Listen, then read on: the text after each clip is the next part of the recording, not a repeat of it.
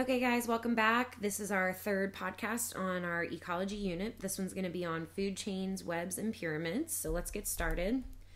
This is basically showing you our ultimate energy source, which is the sun. It says, if you are what you eat, what are you? Okay, these are all of the different terminology that is used in ecology to describe organisms: producers, herbivores, omnivores, consumers, detritivores, decomposers, heterotrophs, carnivores, and autotrophs. And we're going to talk about what each of those mean. All right, a producer, this should kind of be a review for some of you guys, but organisms that make their own food, this is usually through photosynthesis, and some examples would be plants, algae, and some bacteria. Okay, a heterotroph, that's going to be us. All heterotrophs are consumers of some kind. Consumers, remember, are organisms that obtain their energy by consuming or eating other organisms.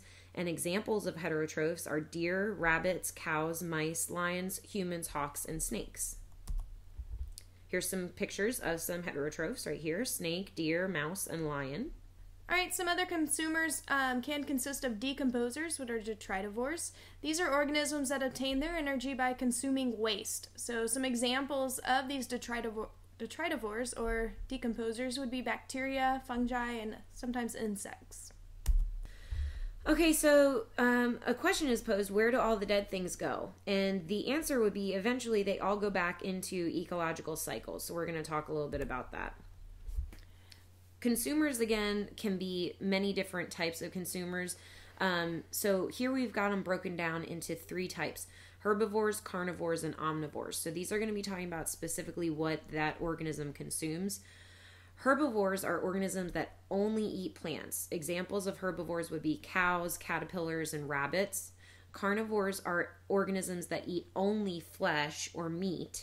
Examples of those would be tigers, wolves, snakes, and hawks. And then there's omnivores, which are organisms that eat both plants and flesh. That would be like us, and also bears. So here's a little picture diagram of some more consumers: rabbits, tigers, and some bears. All right, food chains and food webs. Organisms in ecosystems transfer energy from one organism to another organism in feeding relationships, which we call trophic levels. So here's an example of a food chain. We've got algae at the beginning, then to krill, to cod, to leopard seal, to killer whale. So let's see what all of their jobs are in the food chain. All right, it looks like algae is going to be considered the producer. Krill then would be the primary consumer, primary meaning first. Cod would be the secondary consumer, the second consumer. Leopard seal would be the tertiary consumer, which means third consumer. And the killer whale would be the quaternary consumer, which is fourth consumer in this food chain. So you can see right here, starting with the krill, you can characterize it as a herbivore. The cod, you would characterize it as a carnivore. Leopard seal, you would characterize as a carnivore. And the killer whale, you would consider it as a carnivore. You might wonder why there's no terminology under the algae. It's because it's not a consumer. Notice the algae is the producer again, and then all of four of these are consumers. That's why they have given specific types of consumer terminology to each of those. All right, so let's look at these ecological pyramids. Instead of representing trophic levels in a food web, an ecological pyramid can be used, okay? Okay, so let's take a closer look at this ecological pyramid in terms of the food chain we just looked at. We've got the algae as the producer, the krill as the primary consumer, the cod as the secondary consumer, leopard seal as the tertiary consumer, and the killer whale as the quaternary consumer on the top. So our first trophic level would be the algae, second trophic level would be the krill, third trophic level would be the cod, fourth trophic level would be the leopard seal, and fifth trophic level would be killer whale. When I say trophic levels, I'm talking basically about energy levels of these ecological pyramids. So when you start down here in this first trophic level, you're going to have the largest amount of energy possible. And as you move up, those levels, those trophic levels get smaller and smaller, as does the amount of energy possible. Okay, again, algae is going to be your producer. Your primary consumer will be above it, then secondary, tertiary, and quaternary consumers. So your producer is usually on bottom because it is where all the energy starts. Okay. All right, guys, here's just a pyramid of energy. What happens to the energy as you go up? You can see the grass has 10,000 kilocalories. Remember, these are producers. They have the most energy. You can see by the time you make it to the top, there's only 1 kilocalorie. So only 10% of each trophic level before it gets actually passed on. So 10% of the grasshopper gets passed on to the frog, only 10% of the snake. How much energy is lost between trophic levels? That'd be 90%, and that's just because there's only that much energy left in order to be passed on to the next trophic level. How much energy is retained would be that 10%. Okay, so a pyramid of biomass. What is biomass? We talked about it just briefly in the previous podcast. Biomass is basically the total weight of a specific species, a specific organism in a population. And then what does this pyramid of biomass illustrate? So if this is a pyramid of biomass, again, it's showing that the largest biomass is here on the bottom, which means the largest total weight is at the bottom. And then as you move up, it gets smaller and smaller and smaller.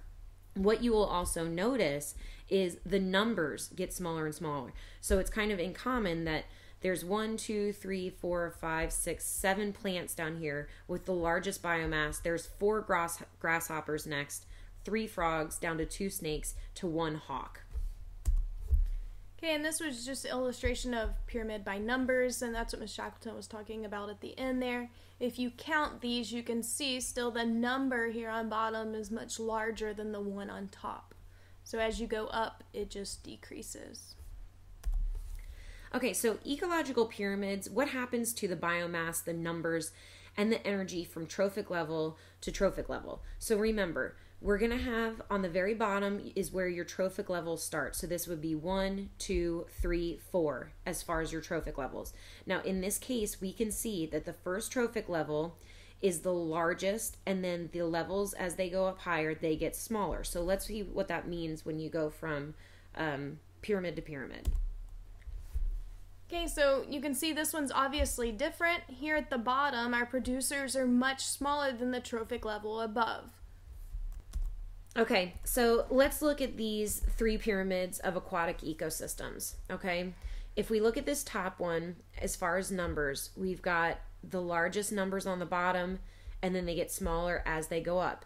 But let's look at the pyramid of aquatic ecosystems in terms of biomass, okay? Here's the pyramid. Biomass of the producers is very, very small. In fact, it's the smallest of all of the trophic levels. You go up to the largest in this second trophic level, a little bit smaller in the third, a little bit smaller in the fourth, but with the smallest being the first. That's in terms of biomass. Remember, that's in terms of the total weight. The numbers up here are the terms of numbers of organisms. And then down here, we're looking at it in terms of energy. Okay, so down here in an aquatic ecosystem, largest amount of energy is on the bottom. Then next up is a little bit less, a little bit less, a little bit less as you move up, okay? So these are all pyramids of aquatic ecosystems, but the reason that there are different shapes is because they are talking in terms of numbers of organisms for this one in each trophic level, biomass of each organism in each trophic level, and the amount of energy in each trophic level. All right, and these are going to be our pyramids of temperate forest. So here you can see a little bit different, but similar to the aquatic one. But on this one, the numbers of the producers have gone way down. Yet, it's still the largest in the biomass and the energy. Okay, so number-wise, producers are really small. Everything's building up from there. Biomass is our normal pyramid. The total weight of producers is the largest, and then as you move up trophic levels, it gets a little smaller. And then energy-wise, producers is still on bottom. It is the largest. And as you go up, remember only 10% of that energy from each is passed on to the next trophic level. Okay, guys, that's the end of our 3rd podcast. Make sure that you're taking notes, jotting down any questions you might have so you can ask us in class and we can clear up some of those confusions you might have with these. We'll see you in class.